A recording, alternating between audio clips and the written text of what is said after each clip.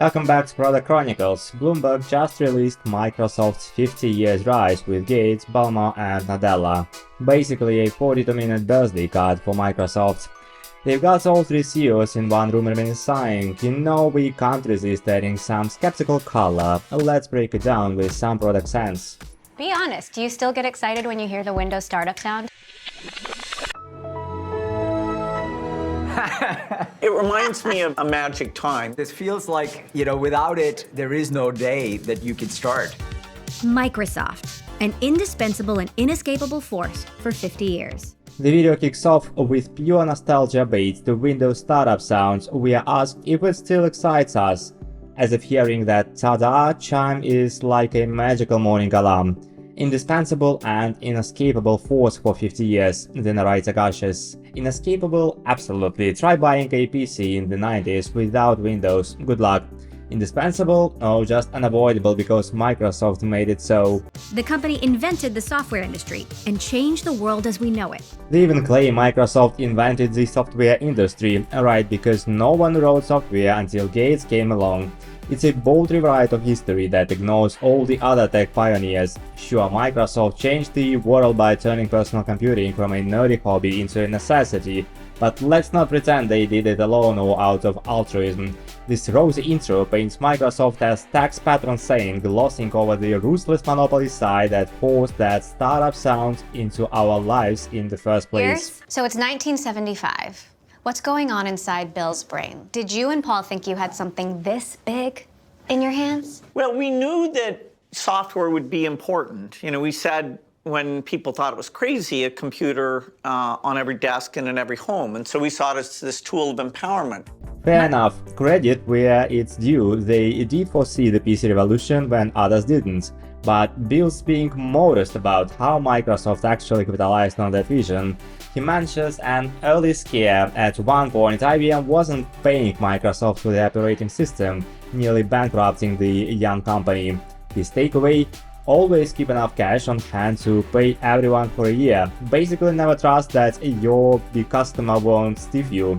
Bill wonders aloud, why couldn't IBM do what we did? The unspoken answer, IBM, a hardware behemoth, handed Microsoft the keys to software kingdom by licensing MS-DOS instead of owning it. In other words, Gates' genius wasn't just technical, it was cutting a non-exclusive deal that let Microsoft sell DOS to every IBM PC clone in existence.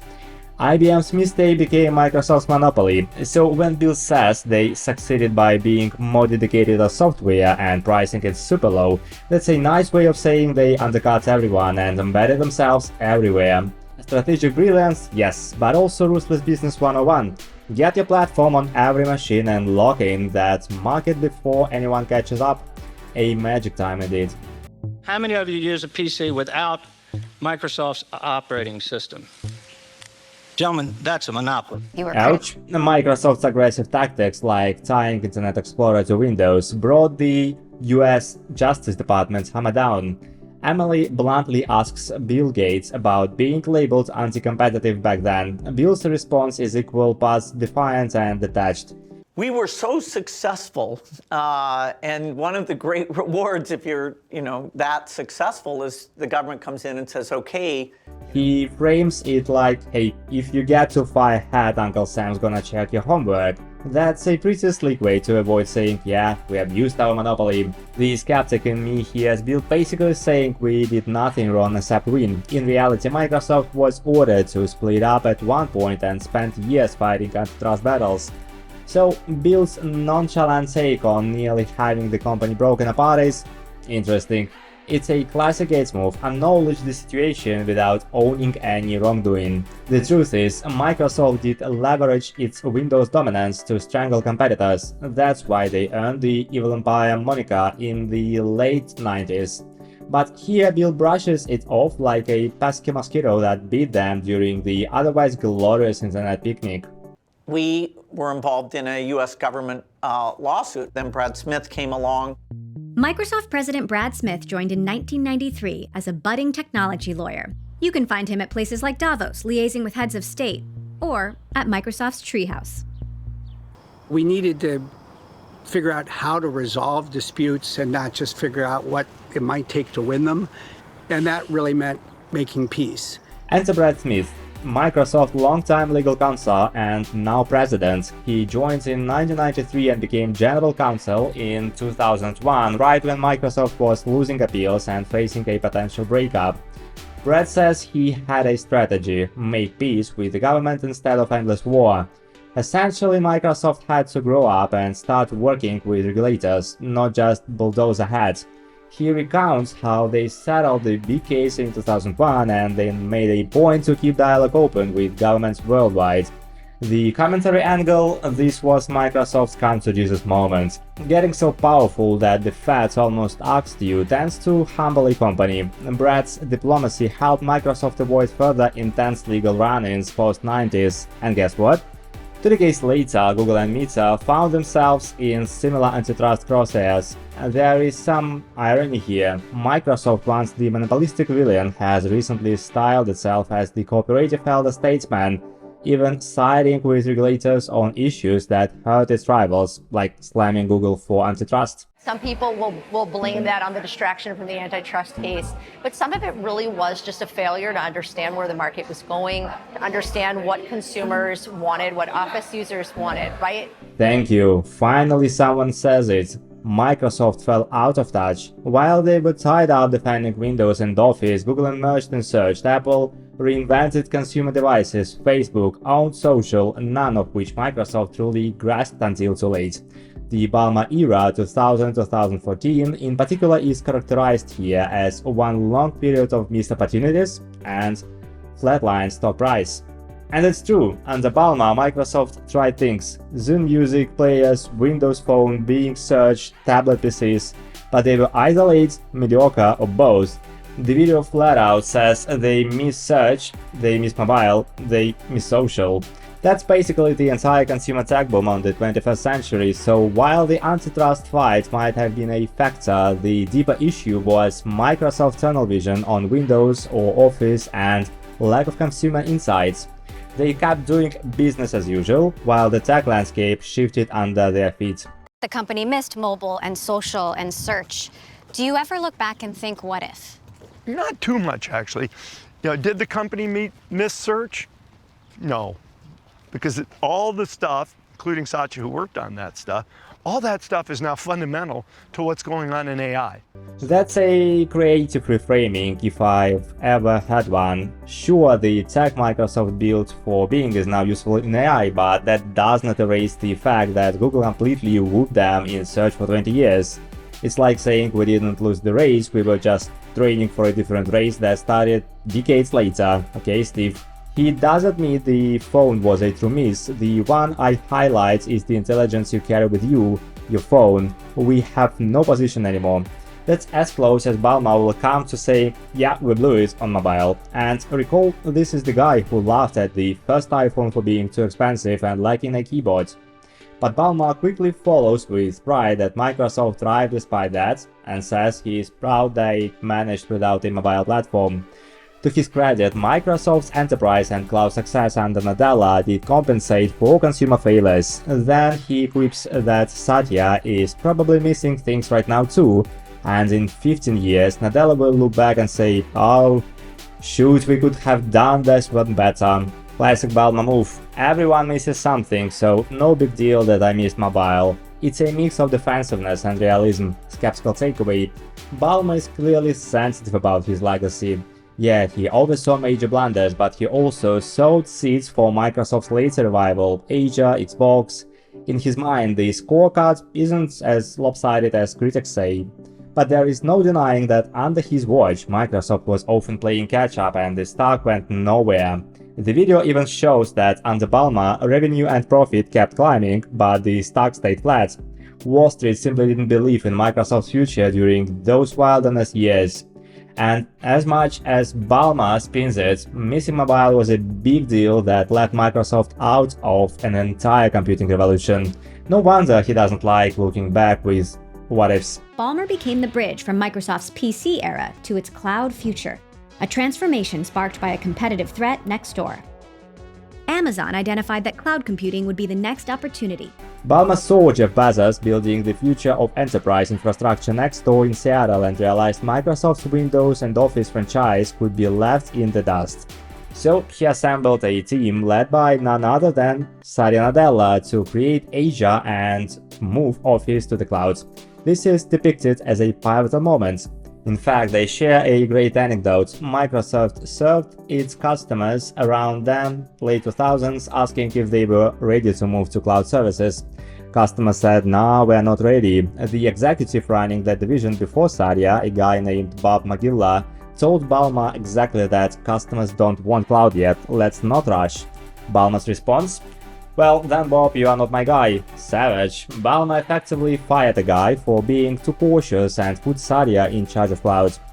Talk about a sliding those moments. If Ballmer had listened to complacent customers or stuck with old leadership, Microsoft might have missed the cloud wave entirely and Nadella would likely never have become CEO. Instead, Satya pushed full steam ahead, launched Asia, and the rest is history. Ballmer gets a lot of flack for missing consumer tech, but he deserves credit for being betting big on cloud against the prevailing wisdom. It's one of those gutsy calls that saved Microsoft's future. We'll note it also illustrates Microsoft's pattern of success. Whenever they start losing in one arena, they pivot hard and use their resources to muscle into another. Couldn't win at phones? Fine, dominate cloud servers for the folks making the phone apps. It worked. The hardest lesson you've learned as CEO? I think the hardest one is to be able to really live that, right? Deliver the present and then prepare for the future. That ability, like as a CEO, what is it that you have to do? Each quarter, you have to create magic. If anyone knows this, it's Microsoft chiefs. Gates had to milk those Windows while betting on Office, Ballmer had to keep Windows cash flowing while begrudgingly finding new plays like cloud, Nadella had to keep enterprise customers happy with today's products while throwing billions into AI and cloud for tomorrow. It helps when your present is a near monopoly. Those Windows and Office profits gave Microsoft a lot of cushion to invest in the future. Nadella's doing well so far. He hasn't fallen into the trap of short-termism that some public companies do. But the pressure is always there. Every 90 days, where is our magic, as he puts it. Investors can be an impatient bunch, even with a company as rich as Microsoft. Microsoft's biggest hit? Windows. Biggest miss? Clippy. It was just ahead of its time. It was just ahead of its time. They're joking that Clippy foreshadowed today's AI assistants. Okay, that's pretty funny, and a nice dodge. By naming a mascot as the biggest miss, they avoid rehashing real strategic failures like, missing the smartphone revolution. It's a cheeky answer. Our biggest screw up was a cute cartoon paperclip. Haha. Sure, Clippy annoyed millions of Office users and became a punchline, but calling that Microsoft's biggest miss is generous.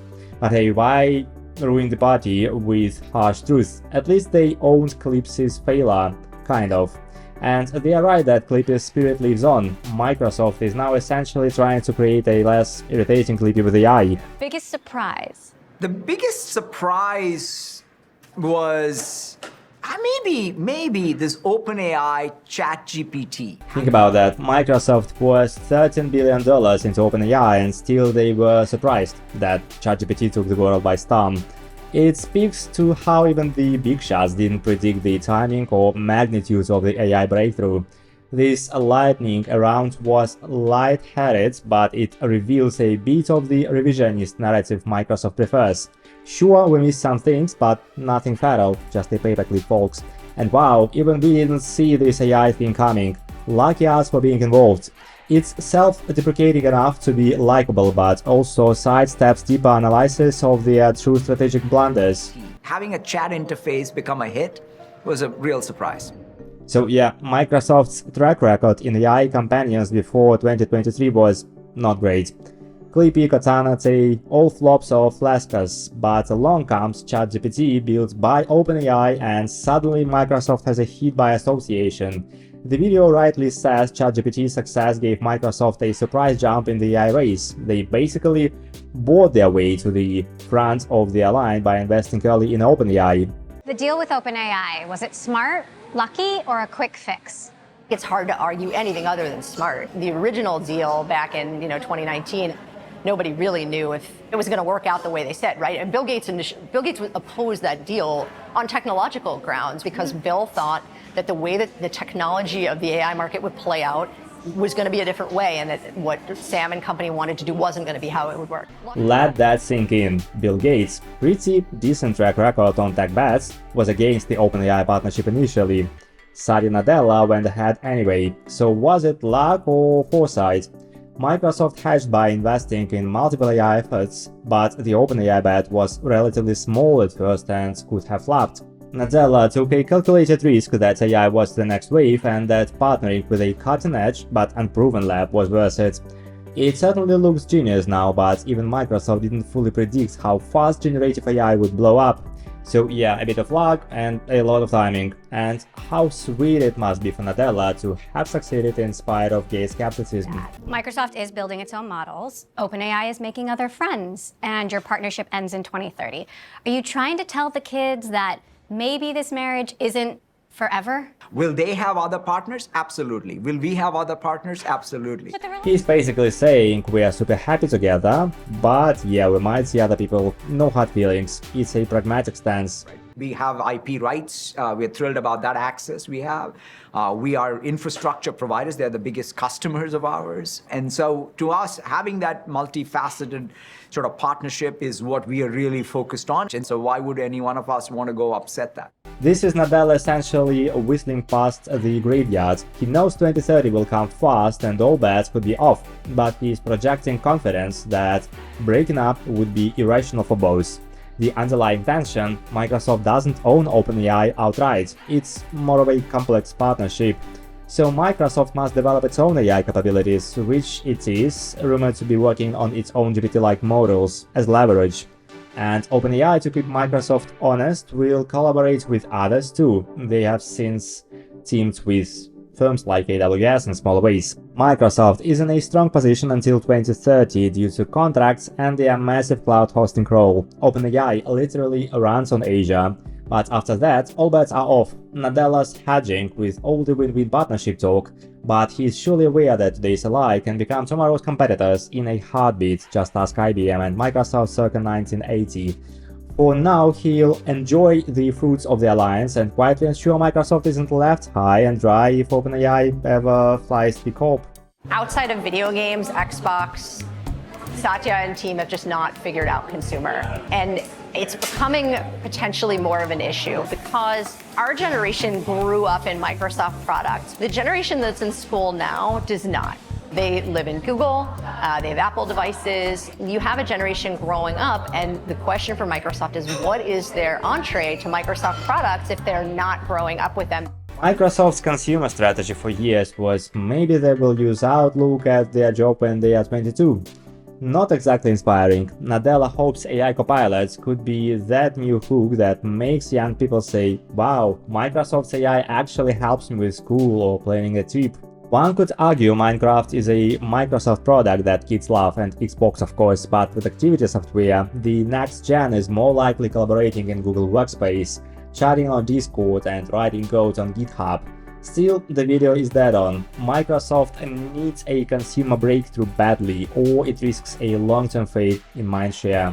Mustafa Suleyman is head of Microsoft's consumer AI team, who came in-house in a buzzy acqui-hire.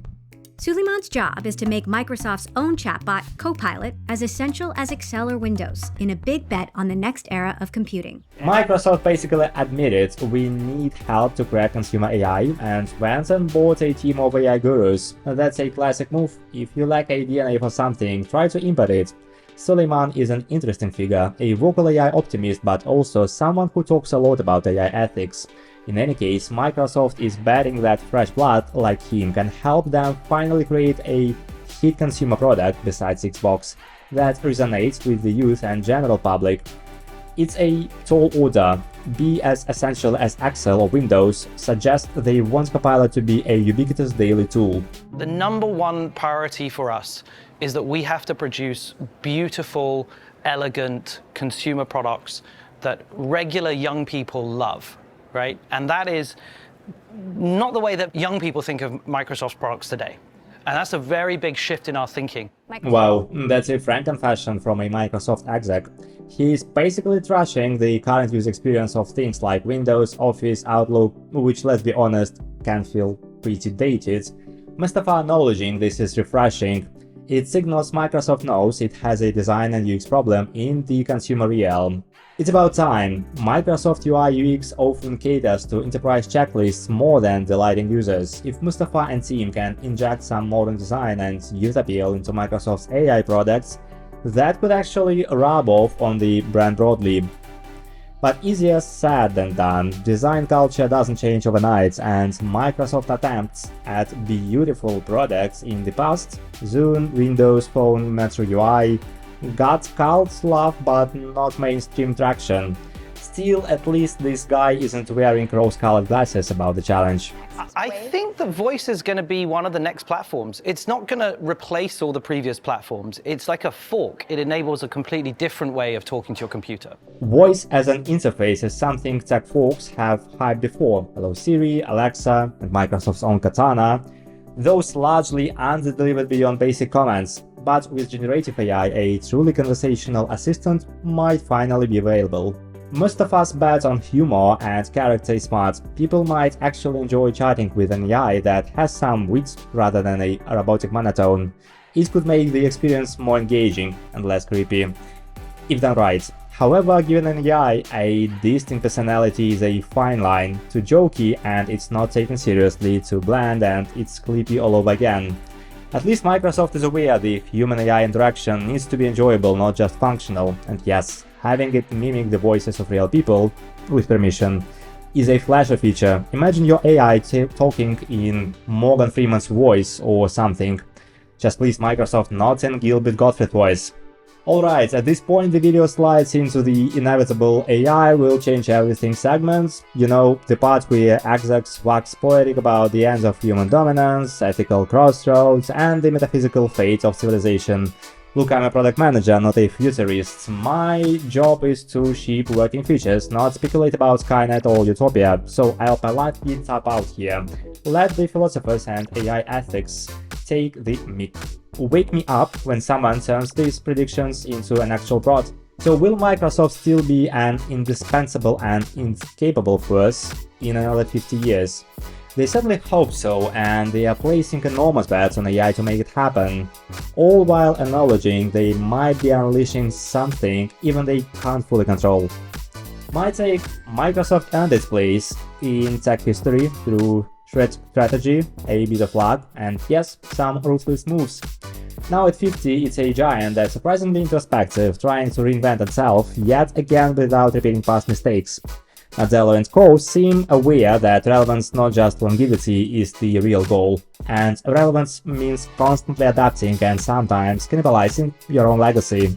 The Bloomberg video ultimately celebrates Microsoft's resilience and evolution, but we couldn't help poking at the cracks and contradictions in the narrative. After all, every Titan's road is paved with both breakthroughs and blind spots. Microsoft changed the world once. The open question is whether they can do it again, or whether the next paradigm shift will belong to someone or something else. Thanks for joining this deep dive commentary on Product Chronicles. If you enjoyed our trip down Microsoft's memory lane and future gaze, don't forget to like and subscribe. See you next time!